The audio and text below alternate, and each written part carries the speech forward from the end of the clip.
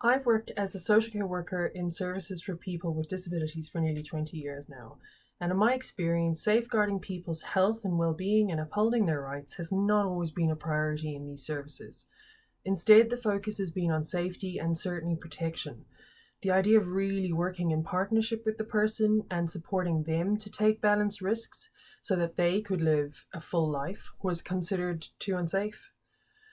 So, over the past number of years, I've seen and supported a definite shift in how services think about safeguarding. The focus has moved from protection towards supporting people to live a full life. And I feel that this has been influenced by the adoption of the UN Convention on the Rights of Persons with Disabilities. I worked for some time in a community home and supported Mark and Sean, two of the residents that lived there.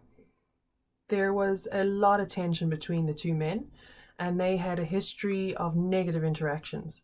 This impacted on all the residents living there, and on one occasion resulted in violence towards Mark.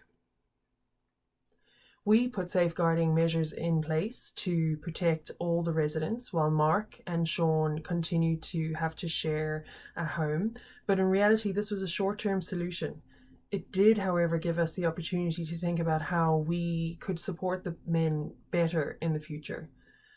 We realised that Mark desired change, so in partnership with Mark and the people that he chose to support him, we looked at different options to enable him to live a full and safe life in the long term.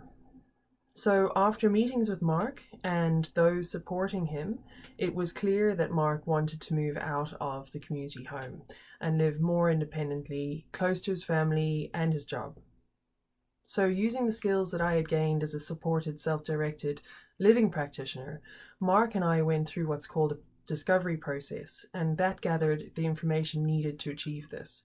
The process took about 2 years and it wasn't easy, as there were a lot of concerns around whether Mark would be able to take care of himself.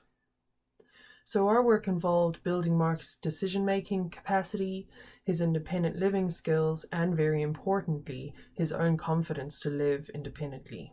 We also worked together to see if there were other areas where he might experience harm, such as financially.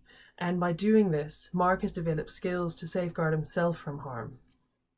So the result of our work was that Mark moved into his own home in the area he grew up in and where he currently works.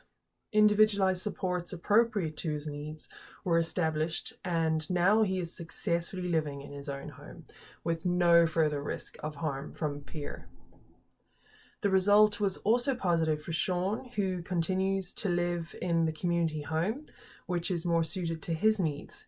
Now that there is one less resident, everyone has much more space and freedom. Sean is less inclined to have negative interactions with his peers now, and ultimately, safeguarding has proven to be a fantastic tool to promote and protect people's rights. It has allowed services to empower the individual, which in turn minimizes their risk of harm.